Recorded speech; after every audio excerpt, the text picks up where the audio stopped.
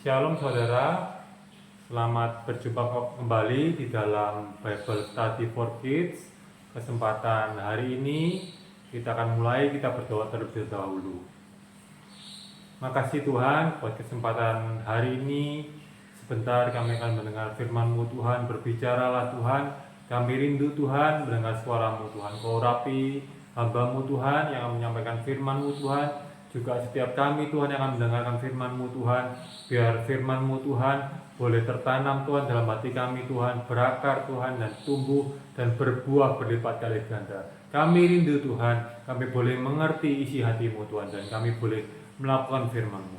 Di dalam nama Tuhan Yesus kami berdoa, haleluya, amin.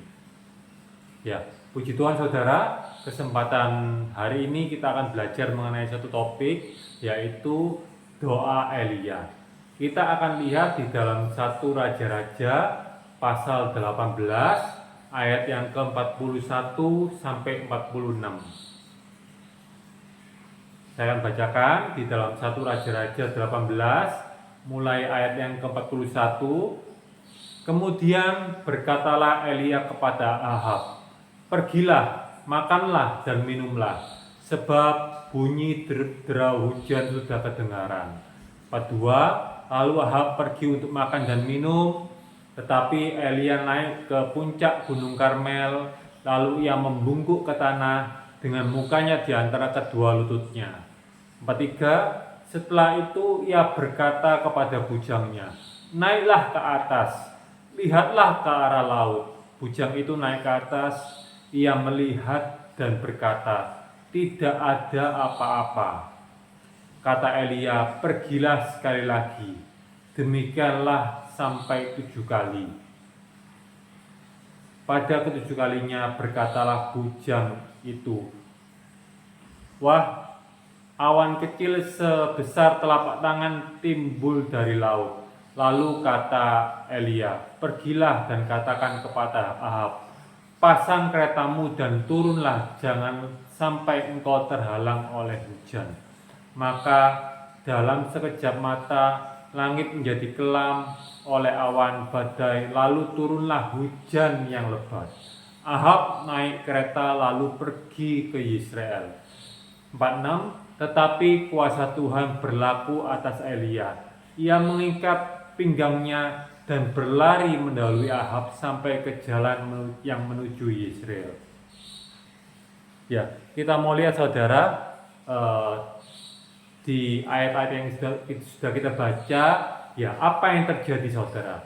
Yang kita sama-sama belajari yaitu hukuman Tuhan atas Raja Ahab dan Israel. Ya, kenapa saudara Ahab dan bangsa Israel dihukum? Karena perbuatan mereka yang jahat dan menyembah Baal. Ya, hukuman itu berupa hujan tidak turun di Israel selama 3,5 tahun. Ya. Kalau kita tahu saudara ya, semua makhluk hidup, tanaman, kemudian binatang, bahkan manusia perlu air untuk makan, untuk minum saudara. Kemudian untuk mereka, bagaimana binatang minum, untuk bagaimana tanaman bisa berfotosintesa, membutuhkan air dan matahari ya. Dan pada zaman itu saudara, kelaparan besar terjadi di Israel, di Samaria, karena perbuatan mereka yang jahat. Mereka menyembah Baal, mereka meninggalkan Tuhan. Perbuatan-perbuatan mereka jahat di mata Tuhan. Ya, jadi kenapa Tuhan menghukum? Tuhan menghukum karena dosa. Bangsa Israel berdosa dengan menyembah Baal dan Tuhan menghukum dengan menahan tidak ada hujan selama 3,5 tahun. Tuhan rindu supaya anak-anaknya bangsa Israel kembali ke jalan yang benar. Dan Tuhan mengutus Nabi Elia untuk menegur mereka. Jadi tujuan itu Elia diutus adalah untuk membawa pertobatan. Mereka boleh kembali kepada Tuhan, kembali kepada Allah pencipta mereka. Ya, kita lihat saudara ya, slide di sini saudara, bagaimana Elia mereka Elia saudara ya, di sana ada Elia, ada Raja Ahab ya, bagaimana Elia menunjukkan ya kalau Tuhan itu berkuasa ya dengan menahan hujan selama 3,5 tahun. Itu waktu yang sangat lama saudara ya. Kalau 3,5 tahun itu begitu lamanya ya. Kalau kita sehari-hari saudara ya, setahun mungkin separuh hujan, separuh panas panas terik saudara ya. Bahkan kalau saudara tahu ya, di tahun-tahun ini saudara ya, seringkali hujan itu tidak turun hanya selama 3 bulan ya, lebih sering hujan turun. Tetapi ketika zaman itu saudara, hujan tidak turun sampai 3,5 tahun ya. Saudara lihat bagaimana tersiksanya bangsa Israel waktu itu. Mereka benar-benar mengalami kekeringan. Mereka mengalami keraparan yang luar biasa saudara. Ya, dan kita sama-sama belajar saudara ya, doa daripada Elia, doa yang didengar dan dijawab oleh Tuhan. Kita semua pasti rindu saudara ketika kita menghadapi masalah, kita mengalami problem, dan kita berdoa. Kita rindu supaya Tuhan mendengar doa kita dan Tuhan menjawab doa setiap kita. Apa syaratnya supaya doa kita boleh didengar dan dijawab Tuhan? Yang pertama, kita mau baca dalam Yakobus 5 ayat ke-16b. Doa orang benar bila dengan yakin didoakan sangat besar kuasanya. Ya, dikatakan dengan jelas saudara ya, doa orang yang benar ya. Benar itu bukan menurut patokan manusia atau menurut patokan hukum yang berlaku di negara tertentu, tapi benar menurut patokan Tuhan ya. Kalau kita lihat doa hidup benar saudara ya, patokannya adalah firman Tuhan, Alkitab, firman Tuhan ya. Firman Tuhan mengatakan saudara ya, kalau Tuhan itu tahu sampai lubuk hati kita. Jadi bukan cuma apa tindakan kita yang mungkin dilihat banyak orang, yang mungkin kelihatan sewaktu kita bekerja, sewaktu saudara sekolah, saudara mungkin anak yang jujur, tidak nyontoh dan lain sebagainya. Itu bagus saudara. Tetapi Tuhan lihat sampai di dalam hati dan pikiran ya. Biar kita boleh belajar hidup benar, hidup kudus, mulai dari hati, pikiran, angan-angan saudara, dicocokkan dengan firman Tuhan ya. Kalau mungkin ada sesuatu yang kurang benar, ya kita lihat sesuatu yang kurang benar, suatu hal berdosa, kita langsung tidak mau lihat selanjutnya saudara. Kita kuduskan mata kita, kita sucikan hati pikiran kita di dalam nama Yesus gitu ya. Kita jauhi kejahatan, jangan mendekat kepada kejahatan. Ya, kita baca satu ayat lagi saudara, Amsal 15 ayat yang ke-29. Tuhan itu jauh daripada orang fasik, tetapi doa orang benar didengarnya ya. Jadi kalau ayat ini dibalik saudara ya, dalam segi lainnya saudara, dikatakan Tuhan itu dekat dengan orang yang benar, tetapi doa orang fasik tidak didengarnya saudara. Saudara yang ingin doanya didengar, kita mesti hidup benar. Jangan hidup dengan cara hidup kefasikan ya.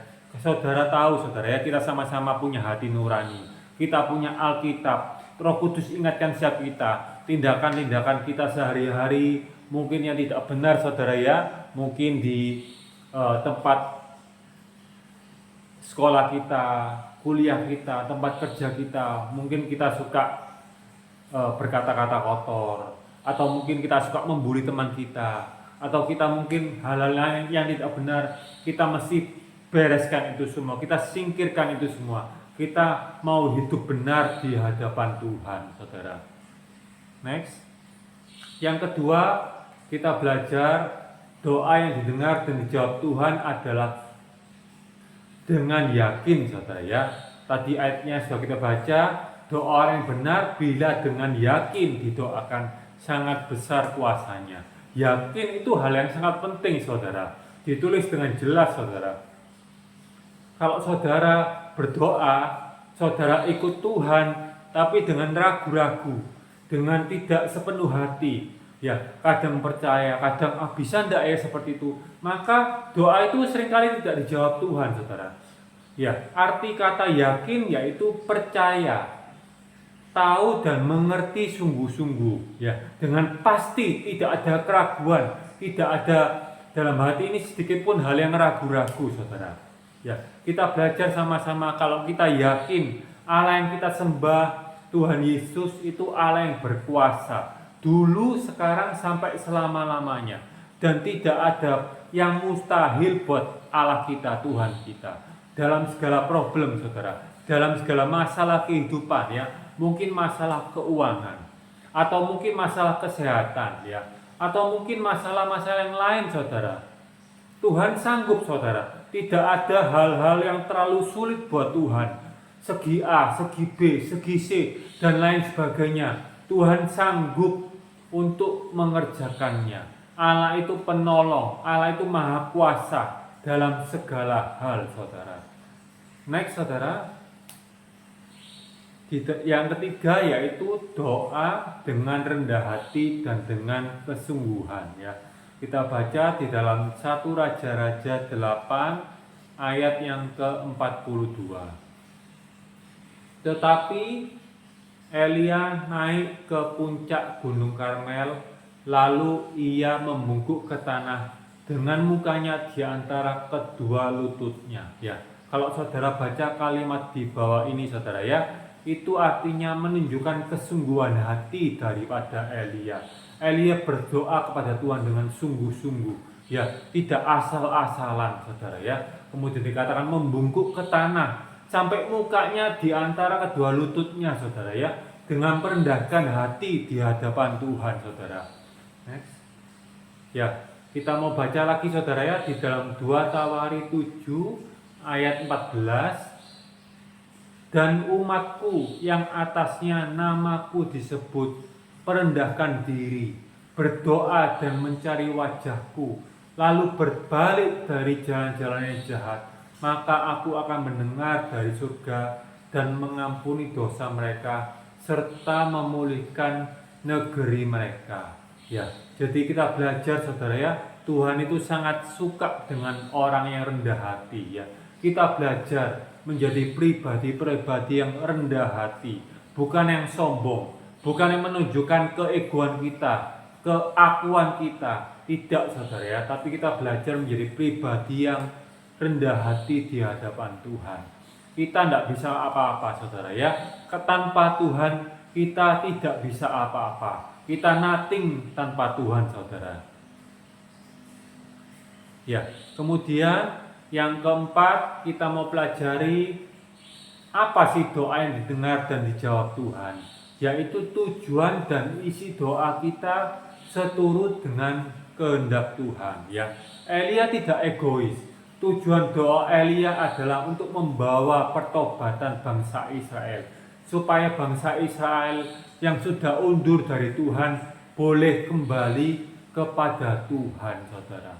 Ya, di dalam 1 Yohanes 5 ayat 14 dikatakan, dan inilah keberanian percaya kita kepadanya, yaitu bahwa ia mengabulkan doa kita jikalau kita meminta sesuatu kepadanya menurut kehendaknya, saudara, ya. Jadi biar kita mengerti isi hati Tuhan, kita mengerti kehendak Tuhan. Jangan kita berdoa, jangan kita memohon kepada Tuhan yang melawan isi hati Tuhan, saudara, ya. Kadang, saudara, ya, kalau ada, seringkali kita mendapat contoh, saudara, kalau anak kecil, ya, mungkin baru remaja, umur 14 tahun, 13 tahun, ya, minta mobil atau sepeda motor sama orang tuanya.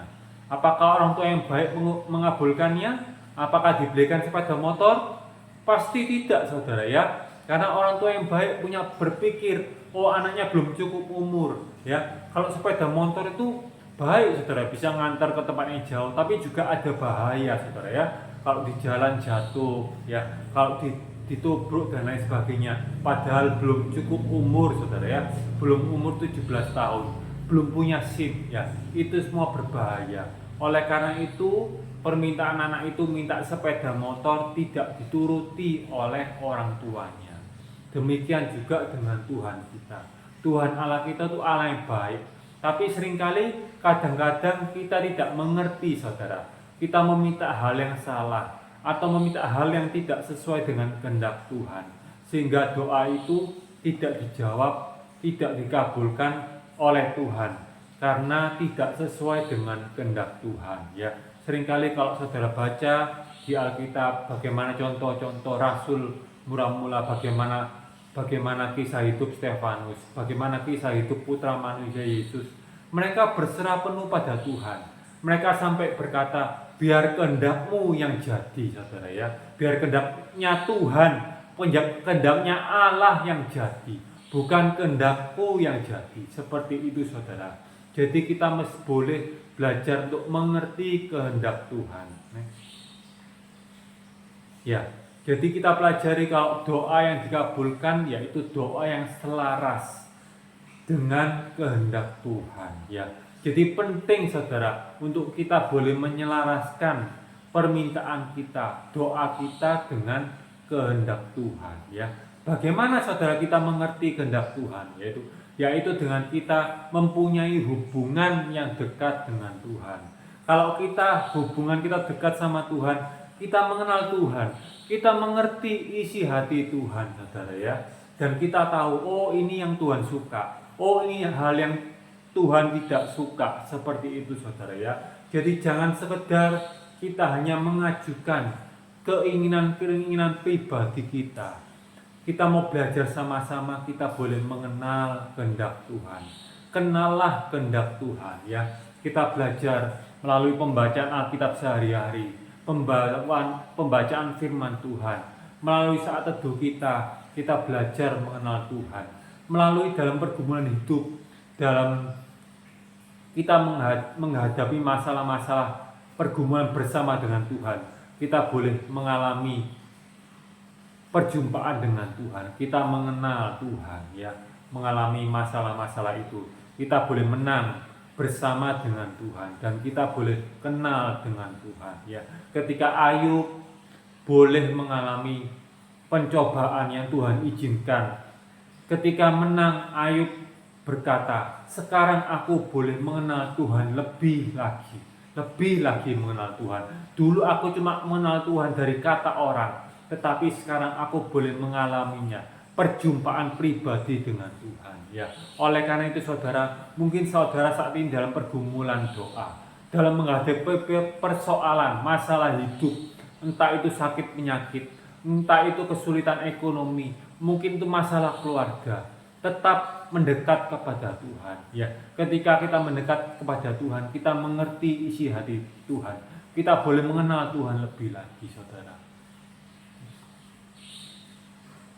Next, saudara, di dalam Yakobus 4 ayat 3 kita baca, atau kamu berdoa juga, tetapi kamu tidak menerima apa-apa, karena kamu salah berdoa. Sebab yang kamu minta itu hendak kamu habiskan untuk memuaskan hawa nafsumu, saudara, ya. Jadi kita belajar supaya kita jangan berdoa sekedar untuk memuaskan hawa nafsu kita. Mungkin kita punya hobi apa, kita mungkin lihat teman kita, ya. Zaman sekarang zaman sosial media, segalanya serba terbuka. Kalau kita lihat mungkin teman kita atau orang mungkin liburan ke luar negeri atau mobil mewah dan lain sebagainya, mungkin orang itu flexing, saudara, ya, pamer dan lain sebagainya. Jangan hati kita iri, jangan hati kita sukacita hilang, kita jadi jengkel, mangkel, pegel. Kita cuma mengingini, oh aku kepingin seperti itu, aku kepingin seperti itu. Padahal hal-hal itu hal yang fana. Biar kita boleh punya keinginan hal-hal yang rohani, saudara, ya. Hal yang Tuhan inginkan, kita juga menginginkan itu, saudara, ya. Jadi kita boleh mengenal kehendak Tuhan. Kita belajar hidup kita melekat kepada Tuhan, saudara. Next.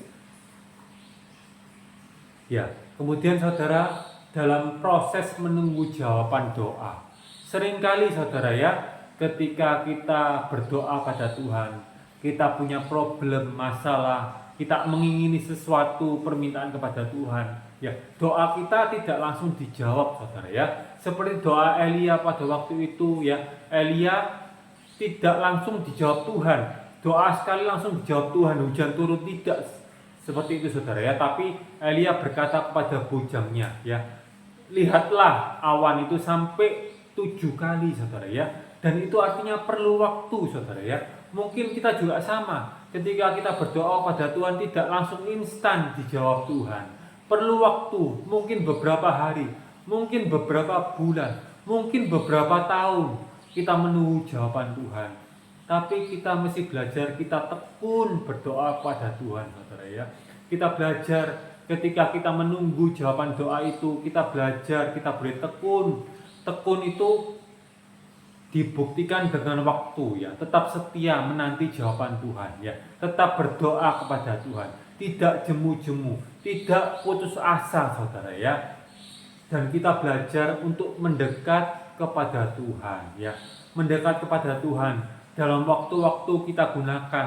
Kita memperbanyak waktu ibadah kita perbanyak waktu saat teduh kita potong waktu kita mungkin untuk sosial media, untuk mungkin lihat TV, lihat hal-hal yang kurang penting, saudara ya, dan lain sebagainya. Kita potong itu, hobi kita potong, kita gunakan waktu-waktu kita untuk mendekat kepada Tuhan, saudara. Kemudian kita juga belajar untuk bersyukur, saudara ya. Jangan bersungut-sungut kepada Tuhan, ya. Seringkali kita tidak sabar ketika kita menunggu jawaban doa, ketika kita menunggu Tuhan menjawab doa kita. Di tengah jalan mungkin kita bersungut-sungut, mungkin kita mulai ngomel, saudara ya. Jangan seperti itu, saudara ya. Beberapa kali juga mungkin, saudara ya, kalau saya saksikan ketika saya berdoa untuk 1-2 pergumulan, ya dalam awal berdoa mungkin berdoa sungguh-sungguh, tapi seiring waktu ketika kita nggak dijawab Tuhan, atau jawaban Tuhan mungkin belum tuntas atau tidak sesuai keinginan kita, mungkin hati kita mulai ngomel, bersungut-sungut, saudara ya. Kita kembali kepada Tuhan, ya. Jangan kita bersungut-sungut, tapi kita belajar bersyukur, berucapkan kata-kata iman, ucapkan kata-kata syukur, saudara ya. Kalau syukur itu merupakan DP, saudara ya, down payment untuk menerima pertolongan Tuhan, saudara. Dan kita belajar supaya kita boleh setting pikiran kita sesuai dengan firman Tuhan, saudara ya. Mencocokkan pikiran kita sesuai dengan kehendak Tuhan, sesuai dengan firman Tuhan, saudara. Next.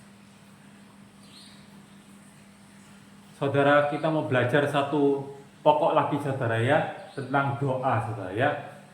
Di atas segalanya itu kita belajar iman kita, saudara ya, bukan iman kepada jawaban doa, saudara, tapi iman kita yaitu iman kepada Allah yang kita sembah, kepada Tuhan yang menjawab doa-doa kita, saudara. Kita baca dalam Daniel 3 ayat 17 sampai 18, ya. Ini mengenai kisah Sadrak, Mesak, Abednego, saudara ya, yang sering disingkat SMA, saudara ya.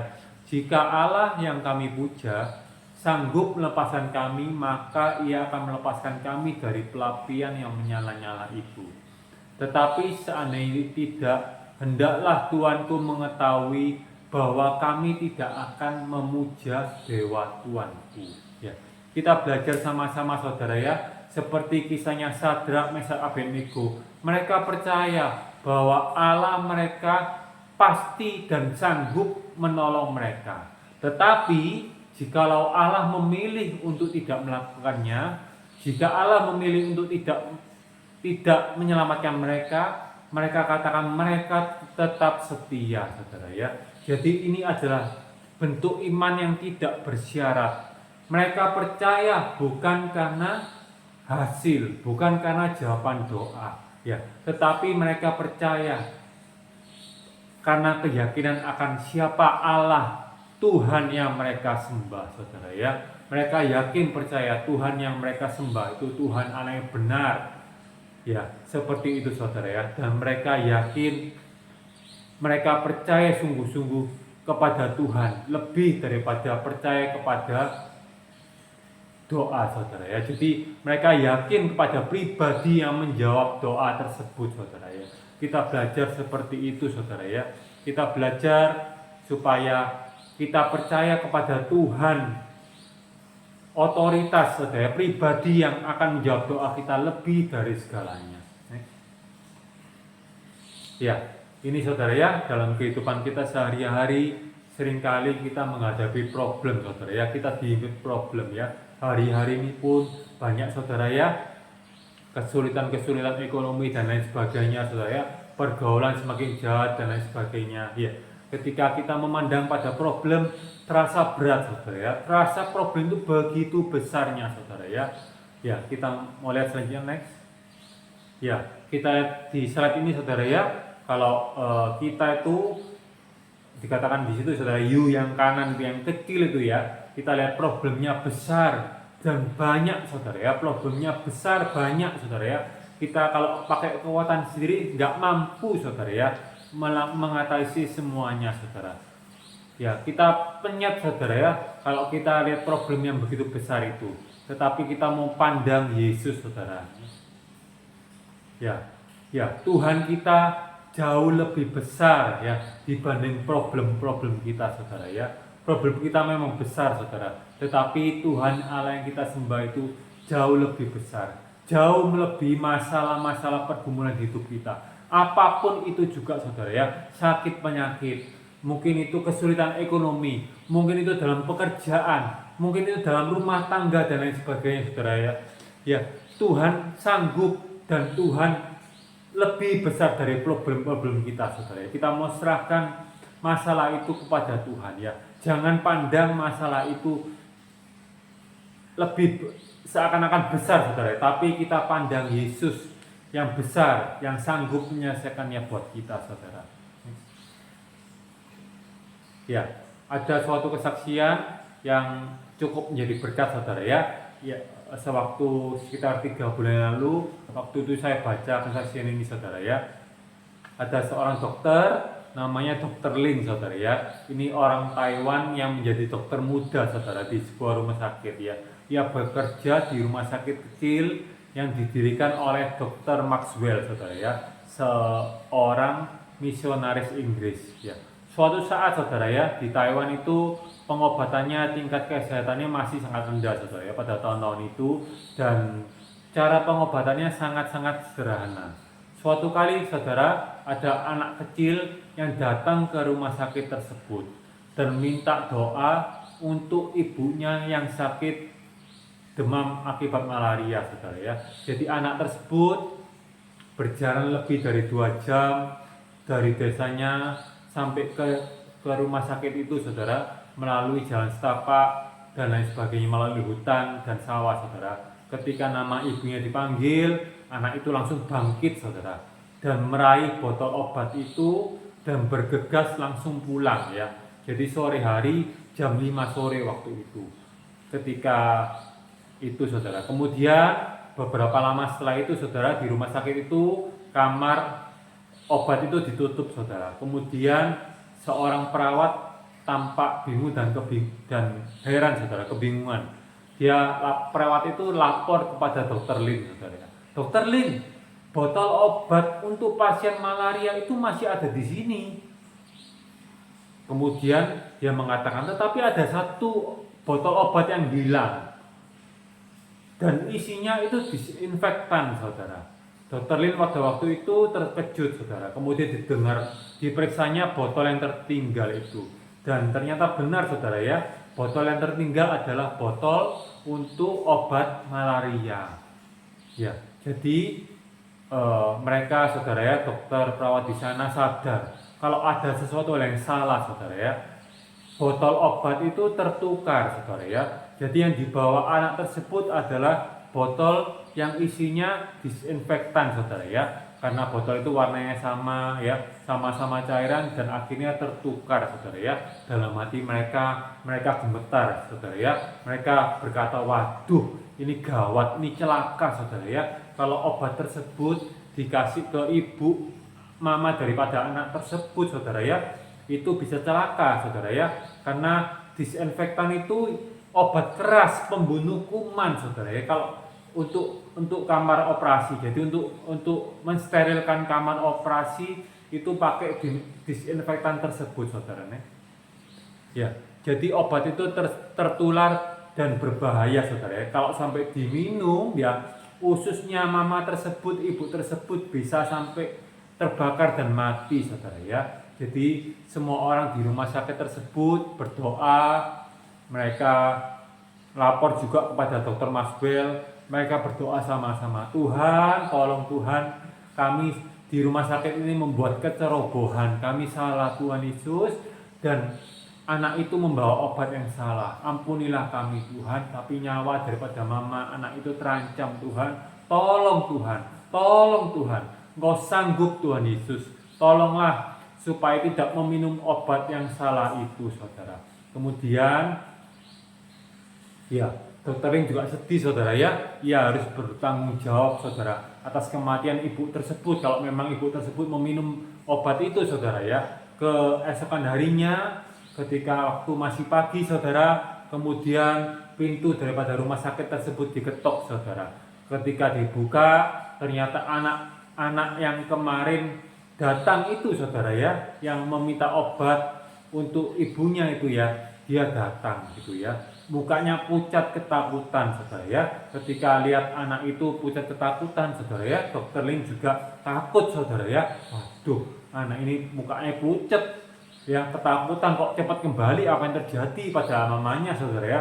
Kemudian mereka berdua, anak itu dan dokter Ling, memandang sambil gugup, saudara ya. Kemudian anak itu berkata, dok, maaf dok, kemarin saya bawa bawa obat itu sambil lari, kemudian di tengah jalan botol itu jatuh dan pecah, isinya tumpah semua. Ya, seketika itu dokter Ling, saudara ya, langsung menangis, saudara ya, langsung berseru, terima kasih Tuhan Yesus, terima kasih Tuhan Yesus. Kemudian dokter Ling bertanya, kapan jatuhnya nak? Anak itu bertanya, saudara, menjawab sambil ketakutan, saudara, maaf dokter, saya nggak sengaja menjatuhkannya, jatuhnya kemarin sore menjelang gelap, saya baru sempat kembali hari ini ke sini. Ya, dokter Ilin langsung ingat, saudara ya, menjelang gelap itu mereka bersatu hati untuk berdoa sama-sama ya. Semua karyawan di rumah sakit itu berdoa sungguh-sungguh mendoakan ibu anak itu, saudara ya, dan jiwa ibu anak itu tertolong karena doa daripada mereka semuanya. Mereka boleh sehati sepakat berdoa, saudara ya, sehingga botol yang salah yang isinya disinfektan itu tidak sampai terminum, saudara ya. Ya, itulah kuasa dari doa, saudara ya. Jangan ragu, saudara ya. Ketika saudara menghadapi masalah pergumulan, ingatlah, berdoalah, datanglah kepada Yesus, saudara ya.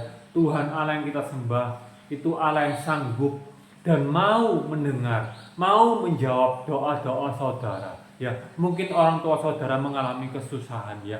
Jangan lupa bawa doa-doa saudara ke hadapan Tuhan ya. Doa kita tadi sudah belajar pokok-pokok doa, saudara ya, supaya doa kita dijawab oleh Tuhan ya. Jangan lupakan itu, saudara ya. Doa orang benar ya, saudara mesti hidup benar di hadapan Tuhan. Kemudian doa dengan yakin, jangan doa saudara ragu-ragu, saudara ya. Kemudian tujuan doa itu harus sesuai dengan kehendak Tuhan. Jangan hanya untuk memuaskan kehendak saudara, apa hawa nafsu atau hal-hal yang keliru yang tidak sesuai dengan firman Tuhan. Jangan seperti itu, saudara ya. Kita belajar sama-sama seperti Elia yang doanya dijawab Tuhan. Kita juga rindu supaya doa-doa kita dijawab Tuhan, saudara ya. Dan kita sama-sama mau yakin Allah yang kita sembah itu Allah yang senang untuk mendengar dan menjawab doa setiap kita, saudara ya. Ya, firman Tuhan sampai di sini. Ya, kita mau sama-sama berdoa, saudara. Terima kasih Tuhan buat kesempatan malam hari ini. Kami sudah sama-sama belajar mengenai doa Elia, Tuhan. Ajar kami Tuhan supaya kami boleh mempunyai pengharapan penuh kepadamu Tuhan, Allah yang sanggup menjawab doa-doa kami Tuhan. Kami boleh beriman kepada doa dan terlebih lagi beriman kepada Engkau Tuhan, Allah yang kami sembah Tuhan. Engkau Tuhan Yesus, Allah yang kami sembah, Allah yang berkuasa dulu, sekarang sampai selama-lamanya.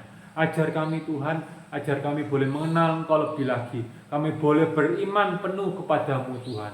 Terima kasih Tuhan. Kami juga naikkan doa-doa kami Tuhan untuk siap kami Tuhan, yang mungkin hari-hari ini kami dalam pergumulan doa kami Tuhan. Ajar kami Tuhan supaya dalam waktu-waktu menunggu jawaban doa kami boleh lebih beriman kepadamu Tuhan, dan kami boleh hidup benar, tekun Tuhan kepadamu Tuhan. Terima kasih Tuhan. Kami serahkan hari ini dalam tangan-Mu Tuhan. Biar Engkau beracara lebih lagi atas hidup kami, untuk hidup keluarga kami. Terima kasih Tuhan, di dalam nama Tuhan Yesus kami berdoa. Haleluya, amin. Terima kasih saudara, Tuhan Yesus memberkati.